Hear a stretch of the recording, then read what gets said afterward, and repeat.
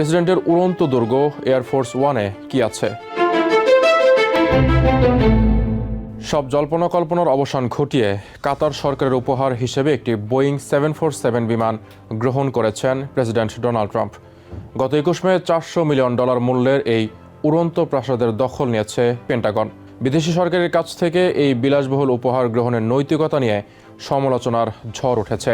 তবে ট্রাম্প প্রশাসন হলফ করে বলেছে, সমস্ত ফেডারেল নিয়মনীতি মেনেই ডিফেন্স সেক্রেটারি পিট হেগসেথ বুঝে নিয়েছেন বিমানটি।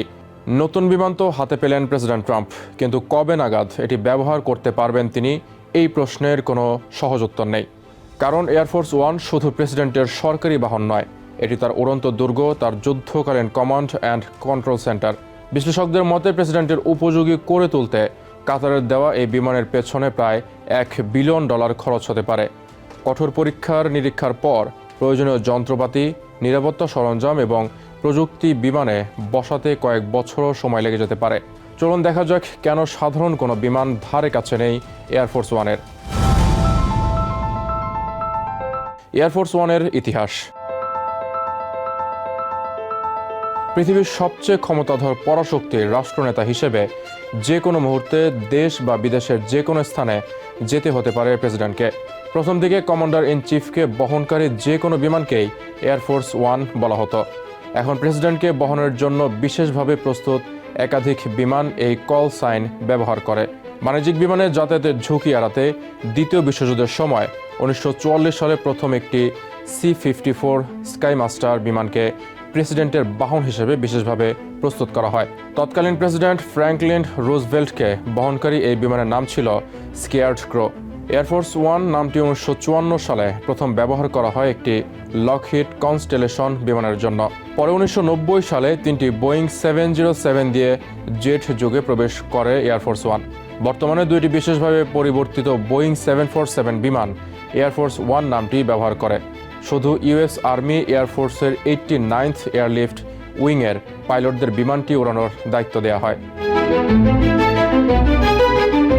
বিশ্বের কোনো বিমানে নেই এত সুবিধা। উড়ন্ত অবস্থায় জ্বালানি নিতে পারে এয়ারফোর্স ওয়ান, তাই অনির্ধারিত সময় ধরে আকাশে উঠতে পারে এই বিমান। আছে ইএমপি সুরক্ষা, তাই বিমানের যন্ত্রপাতি ইলেকট্রোম্যাগনেটিক আক্রমণ সামাল দিতে পারে অনায়াসে। তাছাড়া যুদ্ধকালীন পরিস্থিতি তৈরি হলে mobile command and control centre হিসেবে ব্যবহারের জন্য বিশ্বের সর্বাধুনিক যোগাযোগ ব্যবস্থা আছে এখানে। একসাথে 100 মানুষের খাবার প্রস্তুত করতে পারে এই বিমানের 2টি রান্নাঘর। সবসময় হিমায়িত থাকে কমপক্ষে 2000 মানুষের খাবার। আকাশে সর্বাধুনিক ইলেকট্রনিক্স চিকিৎসা সেবা। এই বিমানে আছে অপারেটিং টেবিল সহ একটি অত্যাধুনিক হাসপাতাল। একজন ডাক্তার সব সময় এখানে দায়িত্বে থাকেন। যে কোনো জরুরি চিকিৎসা সেবা দিতে পারে এই বিমান। এই বিমানে আছে 85টি টেলিফোন, একাধিক রেডিও, ফ্যাক্স মেশিন এবং কম্পিউটার ব্যবস্থা। এছাড়া এয়ারফোর্স ওয়ানে আছে 1900টি টেলিভিশন এবং অফিস সরঞ্জাম। 10,000 ফুট ওপর দিয়ে আকাশে উড়লেও বিমানের সমস্ত ফোন এবং ইন্টারনেট সেবা সুরক্ষিত এবং বিশ্বের যে কোনো প্রান্তে কাজ করে এই যোগাযোগ ব্যবস্থা। 238 মাইল বিদ্যুতের তার আছে এই বিমানে। যুদ্ধের জন্য সব সময় প্রস্তুত। এয়ারফোর্স ওয়ানের সবচেয়ে উল্লেখযোগ্য বৈশিষ্ট্য হল যুদ্ধকালীন পরিস্থিতি মাথায় রেখেই বিশেষভাবে প্রস্তুত করা হয়েছে বিমানটি। তুলনাহীন বিমান প্রযুক্তি, এভিওনিক্স এবং নেভিগেশন ব্যবস্থা আছে এই বিমানের, যাতে আকাশে যে কোনো সব চ্যালেঞ্জ মোকাবেলা করা যায়। জাতীয় নিরাপত্তার খাতিরে গোপন রাখা হয়েছে এ সংক্রান্ত তথ্য। তবে ইউএস এয়ারফোর্স স্পষ্ট জানায়, এয়ারফোর্স ওয়ান আদৌতে সামরিক বিমান। আকাশযুদ্ধের আঘাতও সামাল দিতে পারে এই উড়ন্ত দুর্গ। এই বিমানে আছে শত্রুপক্ষের রাডার জ্যাম করতে সক্ষম ইলেকট্রনিক কাউন্টার মেজার ব্যবস্থা। দরকার পড়লে ফ্লেয়ার দিয়ে হিট সিকিং ক্ষেপণাস্ত্রকেও ফাঁকি দিতে পারে এয়ারফোর্স ওয়ান।